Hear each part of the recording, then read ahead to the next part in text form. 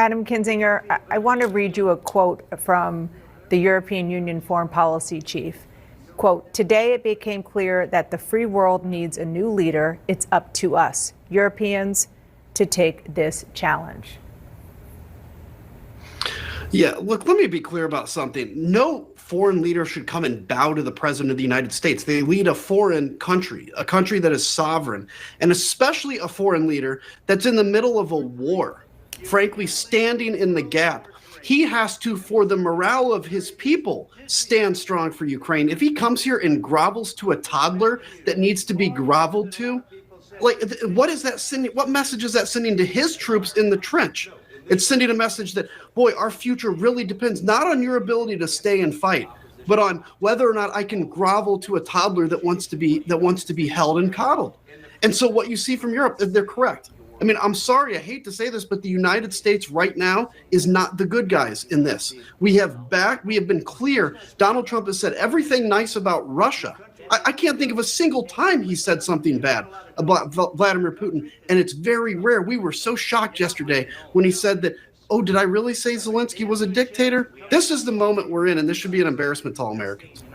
You met with President Zelensky before he went to the White House today. What can you tell us about that discussion, and what did you think as you watched what happened next?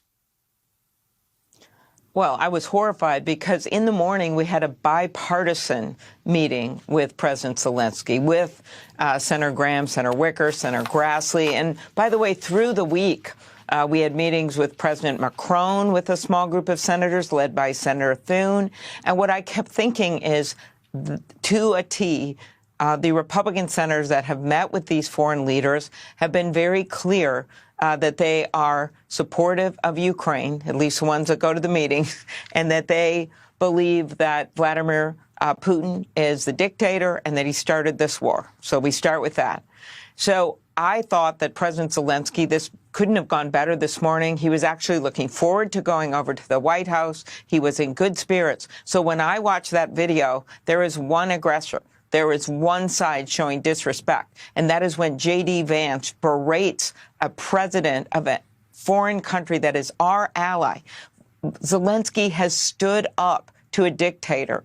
They have lost hundreds of thousands of people. He did it with three simple words the first day of the invasion when he went down to the street corner, when everyone had counted him out and said three words, "We are here." And that has never changed. The mass graves in Bucha, the burned out apartment buildings that I saw with my own eyes in Irpin, the Ukrainians have been incredibly brave. And so for Donald Trump and J.D. Vance to look at him and say, "You never thanked us," that is just an all-out lie, and everyone knows that. So for me, I believe so strongly that we have to stand with Ukraine that I have to figure out, and so do other senators, and I did talk to Republicans tonight, where do we go from here? And there is no choice but to continue on and to find a reset. Our European allies really stood up this week. They've pledged troops, Great Britain and France, to work with Ukraine in large numbers to form a security line once an agreement is reached. The Italian prime minister, who is very conservative, went to Trump's inauguration, has called for a summit in the last 5 hours. She has stood with Ukraine. So I think you see others standing up, as you just noted, with President Zelensky, and I hope we see more of that in the next few days. We have no choice but to move forward. Senator, let me pick up on something you just said. You said you've talked to your Republican counterparts tonight. What are they saying? Well, there are, I've talked to two, and they would like to get this back on track. I don't think that they will be saying that publicly right now. I don't know when, but we really don't have a choice when dealing with Donald Trump. I listened to the entire Marco Rubio interview tonight, and while I completely disagreed with him as he berated again Zelensky, I just ask your viewers to watch that tape. Watch J.D. Vance's body language. Watch Zelensky saying, "Now, could I answer that? Do you mind?" He was also want to bring in the Democratic senator from Arizona, Mark Kelly, who met with Ukrainian President Volodymyr Zelensky just this morning. Senator, first of all, let me get your reaction to what you saw in the Oval Office? And did you have any inkling at all that, based on your conversation with President Zelensky, this could turn quite so contentious? I did, not from our meeting this morning. But, Chris, let me just start by saying what a complete and utter mess. And this is a gift to Putin. And make no mistake, and I hope the American people get this, that this makes us look weak. And it's not normal behavior. The United States, Chris, we are a superpower. Our powers, our military, our economy, our diplomatic corps, our professionalism. This was not professional. We don't gain anything by acting like bullies. And this is what bullies do. And just because you act this way, by the way, it doesn't mean that you're tough. So this is a mess. I hope we can repair this relationship. President Zelensky and his country, they are grateful. You know, saying thank you in the Oval Office, being put on the spot like that is, it seemed to me that it was just, J.D. Vance saying, hey, look what I can do, Dad. And it doesn't help the situation. This negotiation should have been done behind closed doors. And this morning we had a good meeting, Democrats and Republicans in the Senate that support Ukraine. We had a good meeting with the president. We talked about a lot of issues. We didn't do it in front of cameras intentionally. Roger Wicker, in fact, asked, there were some cameras there, and we had them leave the room before we started to have the discussion. That's the way you should do this. So let me ask you then about where this goes from here. And I wonder where you think your Republican colleagues will be, because, and I can't say that I have done an exhaustive search because I've been on the air, but I've only seen one Republican member of Congress, who is a member of the House, say anything negative about what they just saw in the Oval Office. And where does this go from here? And does Congress have any role in it at all? Well, we have a role. I mean, we do our own negotiations. We do our own diplomacy, so to speak. So we do have a role. We can push the administration. Hopefully we can get them to come back to the negotiating table here. But we are in a much worse position. Our European allies, especially, are looking at this and they're thinking to themselves, I mean, what just happened? What happened to the United States of America that used to be the leader of the free world? And, I pointed out in our meeting this morning, that I was rather disappointed that our country, we're about to celebrate our 250th birthday, which is a big deal and it's exciting. But now we're dealing with one of our allies like this is a business transaction. I mean, that's not the way we have traditionally done things.